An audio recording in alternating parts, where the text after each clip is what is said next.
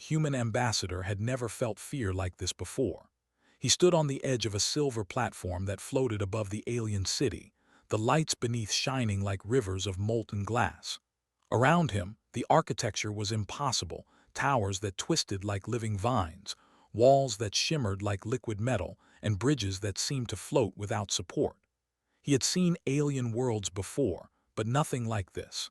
And yet, none of it made his heart pound like the figure standing across from him. She was taller than any human he had ever seen, her skin glowing faintly with a soft blue hue that shifted with her emotions. Her hair moved as though it had a life of its own, drifting gently even though no air seemed to stir. Her eyes were enormous, reflecting the stars above, deep and liquid, almost as if they could hold the universe within them. For a moment he forgot everything, the mission, the dangers, the weight of his responsibilities. He only saw her. She stepped closer, her movements smooth and deliberate. She was the queen of her people, the ruler of an empire that spanned countless worlds, yet her voice, when she spoke, was soft, almost fragile. "Look into my eyes," she said, her voice trembling slightly. "Tell me the truth. Am I attractive to your kind?" The words hung in the air like a fragile glass ornament. The human felt his throat dry. He had trained for diplomatic crises, for battles, for moments when words could mean life or death. He had never trained for this, the vulnerability of a being who could command armies, who could end wars with a thought, asking him something so deeply personal. He took a deep breath. He met her gaze, steady and honest. For a moment, the stars themselves seemed to hold their breath. "Yes," he said simply, "you are." Her eyes widened and the glow around her flickered as if responding to his words. She blinked slowly, studying him, searching for deception, for mockery. But there was none. Only truth. Only human honesty. And in that moment something shifted between them, invisible yet undeniable, a fragile bridge of understanding, stretching across two species who had been taught to fear each other. The hall around them remained silent. The alien guards did not move. The stars outside seemed to hold still. Even the city beneath them, alive with movement and energy, felt like it had paused to witness this moment. She stepped back, almost afraid of her own reaction. I did not expect that," she admitted, her voice softer now, almost a whisper. "No one has ever spoken to me like that before. They see a queen, a ruler, a symbol. They do not see me." He tilted his head slightly, a small smile forming. "And yet I see you, not the crown, not the empire, just you."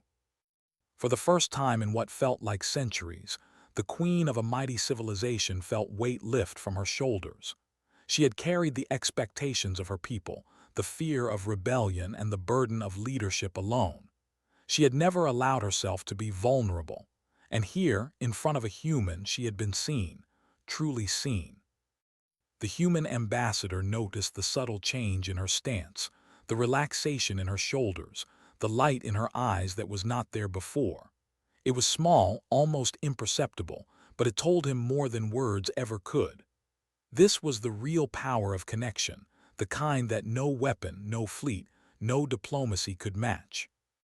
He knew danger waited, always did, but for a fleeting moment the universe narrowed down to just this: two beings, different in every way, yet sharing a simple truth. That moment was not about politics, not about conquest or survival. It was about recognition, about honesty, about the courage to face someone's soul and speak the truth without fear. She looked at him once more, her eyes shining brighter now, a mixture of curiosity and something almost like hope. I, I do not know if I should have asked you that," she said softly. "I am a queen, and yet I feel so ordinary when I ask such things." He shook his head. "And I am a human and I feel privileged to witness it. Ordinary or not, you are remarkable. You are alive and your life matters." The stars outside continued to drift. The alien city glimmered below, and the human and alien stood together on the platform, two figures from different worlds, sharing a moment that would never exist again.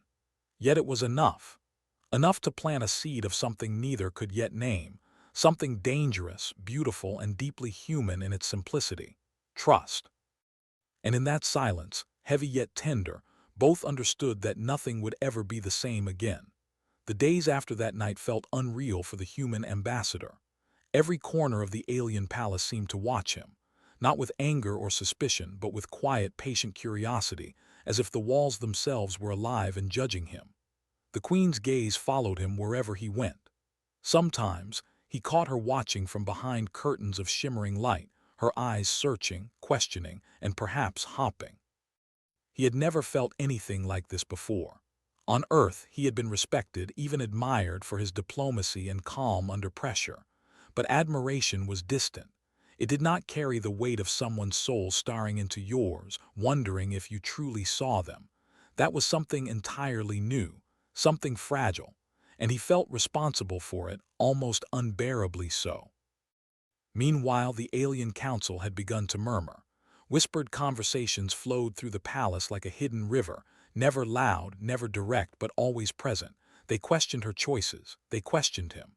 A human diplomat showing openness and warmth to the ruler of a mighty empire was unthinkable. He is a spy, they said in cold, deliberate tones. He has no right to touch the mind of our queen. Others feared the unknown, and the unknown had taken human form. One evening, the queen invited him to the observation dome, a quiet chamber at the very top of the tallest spire, where the stars felt close enough to touch. The floor glimmered like liquid silver, and the glass walls stretched endlessly, showing nebulae, moons, and distant planets. She moved gracefully toward him, her glowing form bathed in starlight, her expression unreadable. "I hear their whispers," she said, her voice steady but low. "They think you are dangerous to me, that you have some hidden purpose." He shook his head slowly. "I have none. I came here to speak for peace, not to challenge your rule, but they cannot see what I see. They do not see you." Her eyes softened, and for a moment the weight of centuries of expectation seemed to lift. "And what do you see?" she asked, her voice barely above a whisper. "I see a being who has carried everything alone. I see someone who is tired, even when they stand tall. I see someone who deserves to be understood, not feared," he said without hesitation. She stepped closer until only a small space separated them. Her glow shifted, warmer now, like sunlight breaking through clouds. "You make it sound so simple," she said, almost laughing softly. "And yet it is forbidden. For us, for you. Why do you not fear it?" He looked into her eyes, the same deep, liquid eyes he had sworn to answer honestly the night he called her beautiful. "Because some truths are worth more than fear. Some moments are worth more than caution. And seeing you, truly seeing you, was worth everything." Her heart, which had learned to shield itself from disappointment and betrayal, skipped in a way she had not felt in cycles. She wanted to believe him. She wanted to trust him. But the palace had ears everywhere, and every whisper of doubt threatened to crush her hope before it even bloomed. Days passed. The council's suspicion grew. The smallest gestures were questioned, the way he lingered near the library, the way they spoke in private corridors. Rumors began to spread among palace staff, and even loyal guards questioned the queen's judgment. To them, human emotion was weak, unreliable, dangerous. One afternoon, as he helped her study the star charts, she paused. "Do you think my people will ever understand," she asked quietly, "that I can care for someone not for duty or politics but for choice?" He looked at her, seeing the flicker of doubt in her luminous eyes. "It will take time, but if anyone can teach them, it is you. Courage is not only shown in battle. Sometimes courage is choosing trust over fear." She smiled faintly, a mixture of sadness and hope. "Then perhaps you are teaching me courage as well," she said. And so, under alien stars and through corridors filled with whispers, a bond began to form. It was fragile, it was dangerous, but it was alive. In those quiet hours, she laughed softly at his small jokes, allowed herself to ask questions she would never admit in public, and shared dreams of distant worlds she had never visited. He listened, patient and honest, letting her speak without judgment. For the first time in centuries, she did not feel alone. And for the first time in his life, He understood that diplomacy was not always about treaties and protocols. It could be about human connection, honesty, and the courage to face something extraordinary without fear. Yet beyond the dome, in the shadowed halls of the council, whispers grew louder. Every smile, every shared glance was noted. Every small act of kindness became a spark for suspicion. The human ambassador had not only captured her heart, he had also captured the attention of those who would never forgive it. And in that growing storm, both human and queen realized something neither could ignore. Truth and courage might be stronger than fear, but they were not always safe. The universe around them shimmered with possibility and peril. The palace felt heavier than ever. Shadows clung to the walls, and whispers followed every footstep of the human ambassador. The council had grown restless, their suspicion now open and sharp. Meetings were held in secret chambers where doors sealed out the glow of starlight. Words were spoken carefully, each syllable meant to strike fear or doubt. "He has corrupted her mind," one counselor hissed, eyes cold as crystal. "A human has no right to touch the thoughts of a queen. He is dangerous. Remove him." The queen heard their words, but she did not respond in anger. She only stood taller, her glow steady, as if to remind them and herself that she would not bend to fear. Yet beneath that calm, a storm churned. She had not expected her connection with the human to provoke such fury, nor had she realized how fragile her people's trust in her truly was.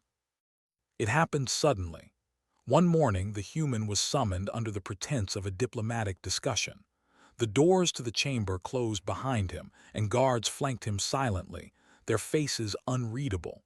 The council waited, seated on high, cold chairs that seemed to look down into his very soul. "You have violated the boundaries of our culture," the chief counselor declared, his voice echoing through the hall. "You have caused our queen to question her duty. You have influenced her emotions. This is an offense against the empire itself." The human's heart pounded, but he held his head high. "I have spoken no lies. I have manipulated no one. I only spoke truth," he said calmly. His voice, though quiet, carried across the chamber with the weight of honesty. The queen entered then, her presence silencing the hall.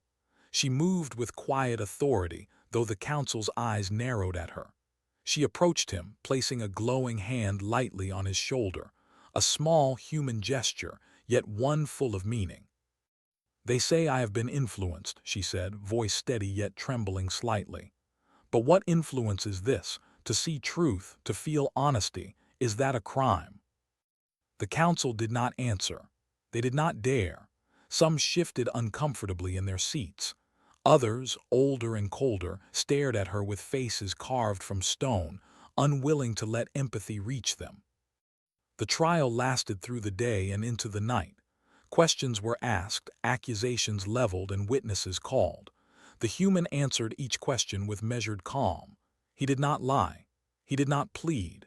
He only spoke truth, and truth in this hall felt both dangerous and fragile. Outside the chamber, the queen's advisors whispered. Some encouraged her to step down, to give in to fear. Others urged patience, reminding her that the empire had survived far worse crises. Still, she felt a quiet determination grow inside her. She would not abandon him, not for politics, not for fear, and not for the council. At last the council reached a verdict. The human was sentenced to isolation, a holding chamber beneath the palace, far from light, far from voices, far from her. No visitors, no messages, no connection, only silence. As he was led away, the queen reached out to him and he caught her hand for a brief instant. No words were spoken, but the look in their eyes said everything: fear, trust, defiance, and hope. He would endure, he would wait, and she would find a way. In the isolation chamber, he sat in darkness, listening to the hum of the palace above. The walls were cold, the air stale, but he felt something stronger than fear. The certainty that they had seen each other's truth, and that truth could not be taken away by walls or whispers. Above him in the throne room, the queen sat alone for the first time without the distractions of ceremony or duty. She felt the weight of her crown heavier than ever. Power was no comfort. Decisions were no solace. All she could think of was him, the human who had dared to speak honesty into the heart of a queen. She whispered to herself, her glowing eyes fixed on the ceiling where starlight might have filtered in, "I will not let them take him. I will find a way." And so, in the silent chamber and in the lonely throne room, two hearts remained connected, though separated by fear, suspicion, and duty. Their bond was invisible to the council, but unbreakable in its quiet, persistent strength. That night, the stars above seemed to shine differently over the palace, as if the universe itself recognized that a fragile, dangerous truth had been spoken, and that some connections, no matter the risk, could not be silenced. It was a trial not of law but of courage, and both human and queen understood that courage would demand far more than honesty. It would demand action. Days passed in silence. The human ambassador remained locked away in the cold isolation chamber beneath the palace. The walls were metallic, smooth, and unyielding. There was no light, no sound beyond the faint hum of the palace above, and no human comfort. Yet he did not despair. He thought of the queen, of her eyes, of the moment she had asked him to be honest. That truth became his anchor, a thread that tied him to hope even when the darkness pressed close. Above him, the queen paced her throne room, restless and silent. Her advisors whispered constantly in her ear, their voices filled with caution and fear. "The human is dangerous," they repeated. "He is a weakness you cannot afford." But she could not see him as a weakness. To her, he was the first being who had truly recognized her beyond the crown, beyond the empire. And that recognition, it mattered more than the fear of her council. Meanwhile, Earth had noticed the disruption. The humans' transmissions, once regular and precise, had abruptly stopped. Protocol demanded action, and humans did not hesitate. Fleets assembled quietly at the edge of the alien system. Their ships were unarmed, their shields down, a gesture of respect, not threat. Their message was simple, repeated across every communication channel. "We seek only the safe return of our ambassador. Nothing more, nothing less." The alien council was stunned. They expected threats, coercion, and military aggression. They did not expect patience. They did not expect solidarity. Small ships, human in origin, floating like silent specters on the edge of their territory, carried an unspoken message. One human life mattered, and they would not abandon it. The queen watched from the observation tower. The human ships glimmered against the stars, weak in power but immense in symbolism. Even her generals, who had grown up valuing strength above all, seemed uneasy. "They are only small craft," one muttered. "How can they challenge the empire?" "It is not their size that is dangerous," she replied softly, almost to herself. "It is their unity, their courage, their conviction." For the first time in her life, she felt the weight of what humanity could offer. Not technology, not weaponry, not strategy, but the courage to act for something simple yet powerful: loyalty, love, and trust. That evening she returned to the chamber above the ambassador. The guards looked at her, hesitant, unsure if they should stop her. But she did not wait for permission. She moved toward the cell, her glow soft, steady, reassuring. "I see them," she whispered to him. "The ships, your people. They are here because they believe in you, because they trust you. They will not let you suffer alone." He smiled faintly despite the darkness surrounding him. "They will not, and neither will you," he said. "Even in chains, there is freedom in being seen." She pressed her hand to the cell's wall, feeling the cold metal beneath her glowing palm. "I will not let them break us. I will find a way." Outside the palace, tension mounted. Citizens paused in the streets, noticing the strange hum in the skies, the glint of distant ships reflecting starlight. Rumors spread. Humans had come, not with fire but with resolve. Their arrival did not demand obedience. It demanded recognition. The empire was forced to acknowledge that even the smallest and weakest could possess a strength that no weapon could match. That night the ambassador reflected on what he had seen. Humanity had arrived not to dominate, not to conquer, but to protect. And the Queen, the most powerful being in the galaxy, had chosen to honor that act of courage, even at the risk of her own position. He understood then what it truly meant to be human, the willingness to stand for others, even against impossible odds. As dawn approached, the Queen returned to her private chambers. She could feel the Council's fear, the Empire's unease, but she also felt something new: hope. And in that hope she realized that she had already begun to change. For the first time she understood that leadership was not only about power. It was about choice, about trust, and about protecting what mattered most, even when it frightened her. The ambassador, though trapped in darkness, felt the same surge of hope. The universe had grown larger, more dangerous, yet more beautiful than ever. Two hearts, separated by walls and fear, were now connected by courage, loyalty, and the unshakable certainty that someone was fighting for them. And somewhere, above the isolated chamber and the observing city, the stars seemed to shine with approval, as if acknowledging the beginning of a bond that could reshape not just two lives, but entire worlds. The human and the Queen knew it would not be easy. The Council would not yield without struggle. But for the first time they also knew this. Fear could be met with courage, and courage, when paired with truth, was stronger than any empire. The Council had grown impatient. Their whispers turned to arguments, and their arguments turned to threats. They could not understand why the Queen allowed a human to linger in her world, why she risked everything for someone they considered weak, fleeting, and irrelevant. To them, emotions were dangerous, and love, or whatever they could not name, was a weapon they could not control. The ambassador remained in his cold chamber, counting cycles, listening to the distant hum of the palace above, imagining the Queen packing in her throne room. He did not fear death.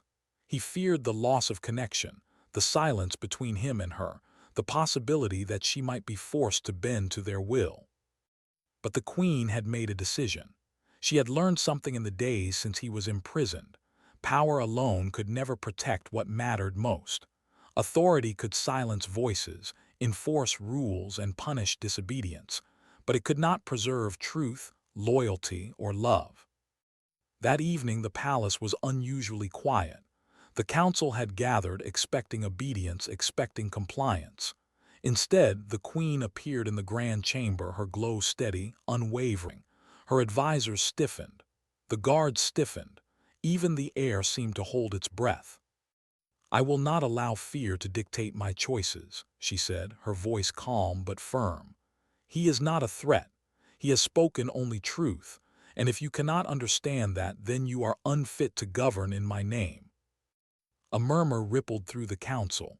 Some faces were pale with shock, others hardened with anger, but she did not flinch. She had never been more certain of anything in her life. She left the chamber, moving toward the isolation level where the ambassador waited. The guards hesitated, unsure whether to stop her, to question her, to challenge her. She did not look at them. She only moved forward, her presence filling the corridor with quiet authority. When she reached the cold metal cell, she placed her glowing hand against the wall, and he saw the light pierce the darkness. "I am here," she whispered, "and I will not let them take you from me." He rose to his feet, feeling hope ripple through him. "I never doubted you," he said softly. "Even in the darkness, I knew you would choose truth over fear." She smiled faintly, a mixture of relief and resolve. "It is not just courage I need, it is choice, and I choose you."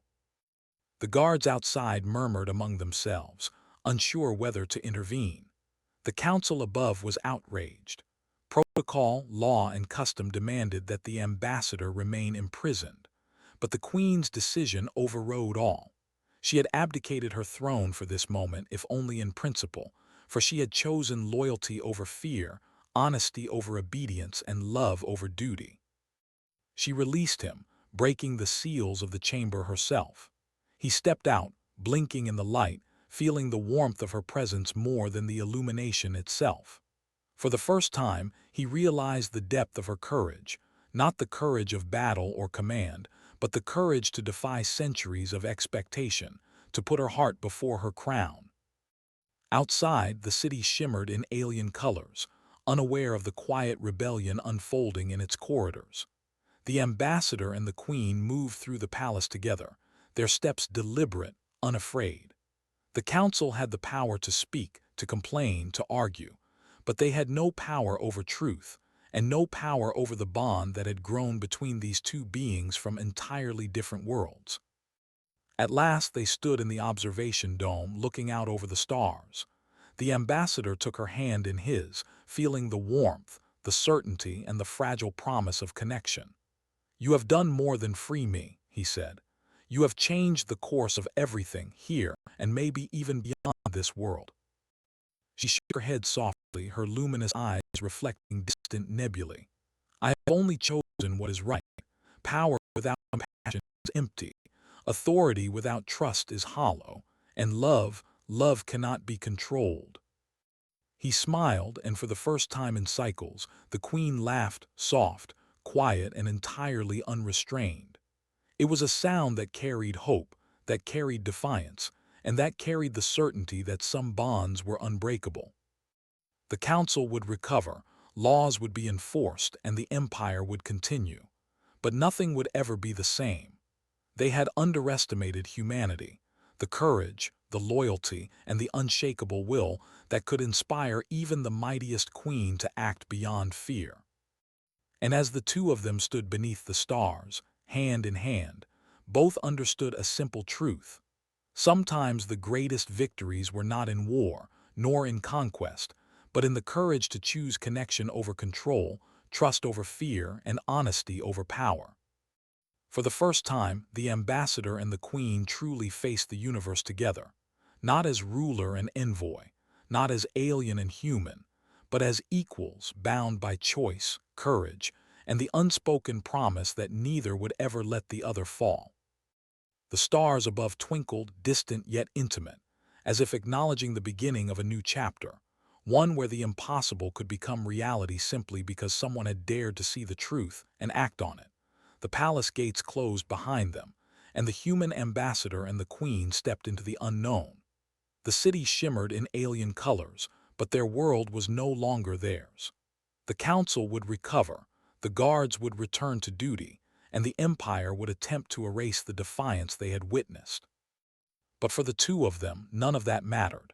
They were free, or as free as anyone could be when leaving everything familiar behind.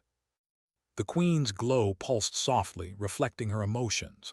Relief, uncertainty, excitement, fear, all mingled together. For centuries she had ruled vast worlds, commanded fleets, and made decisions that decided life or death for millions. And yet this, leaving it all behind for a human, felt both terrifying and exhilarating.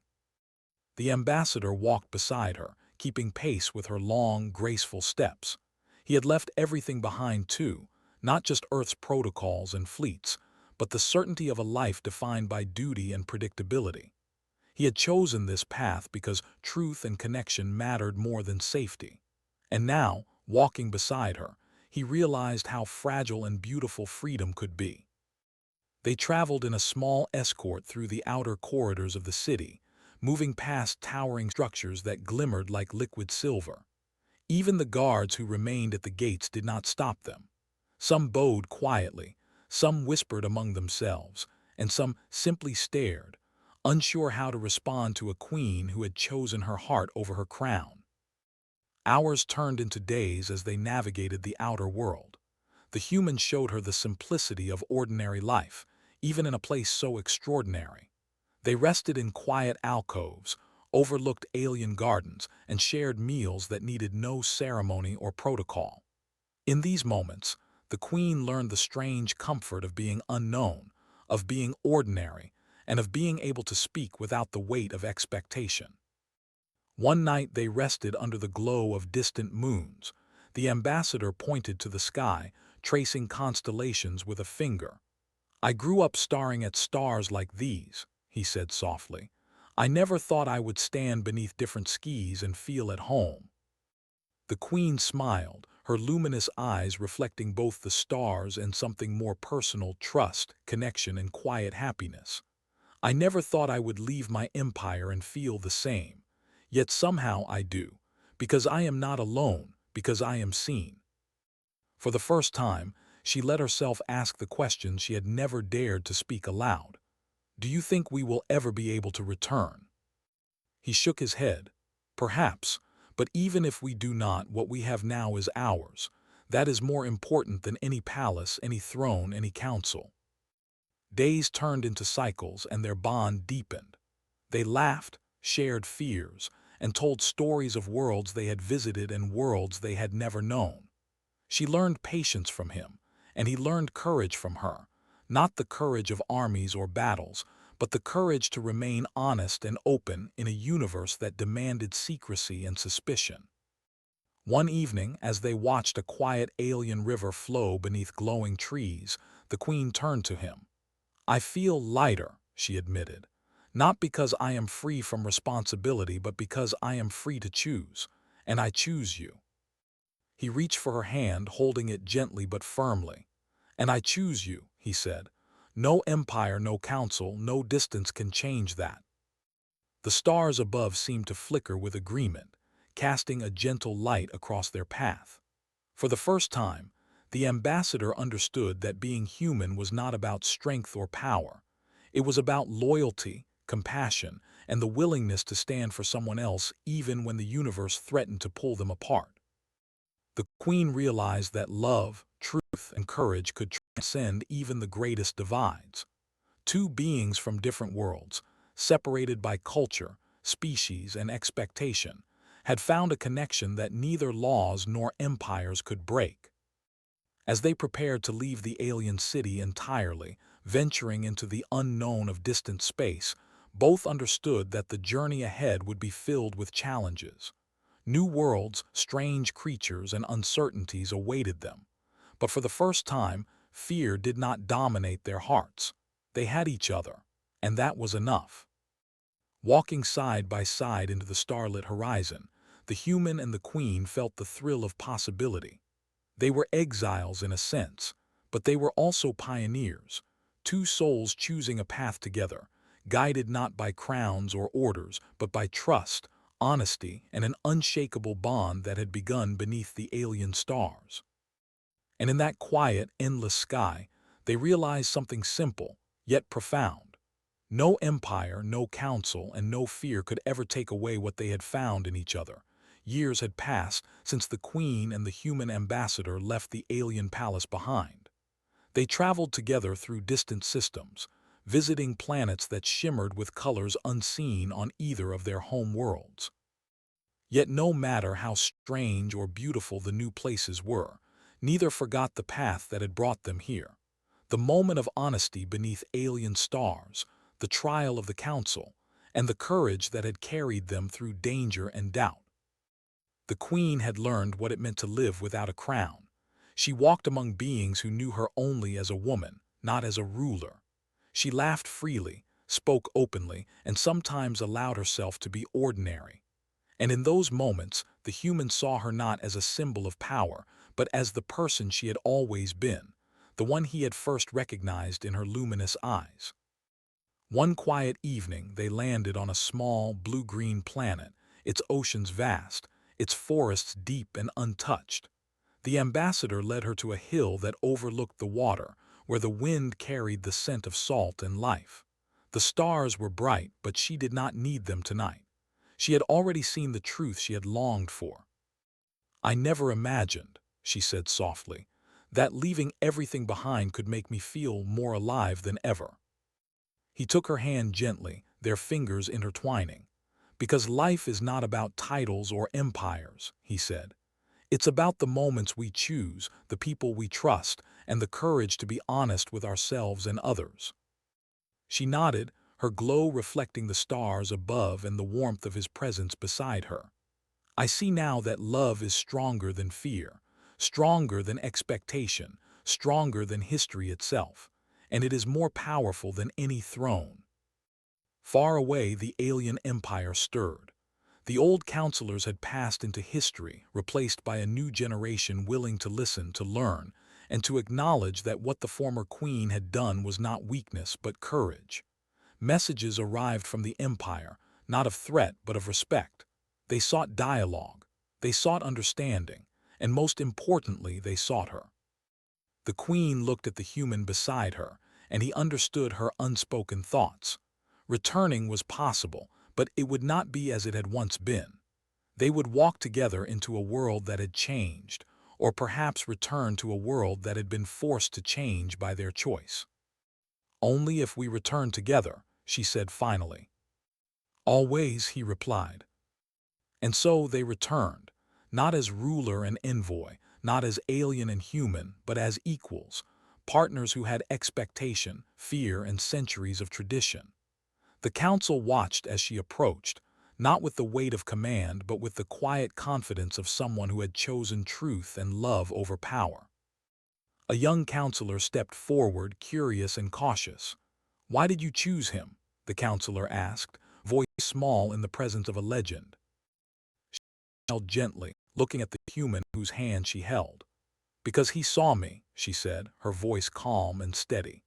"Not as a queen, not as a ruler, not as a symbol of an empire, but as a woman who wanted to be understood. And because he trusted me enough to stand beside me, even when the universe itself seemed determined to keep us apart." The council was silent, and then slowly, one by one, they nodded. Respect replaced suspicion. Understanding replaced fear. And in that moment, something profound happened, not only between them but across the empire. They realized that humanity, with its courage, honesty, and willingness to act for truth, could teach even the most powerful beings something the universe had long forgotten.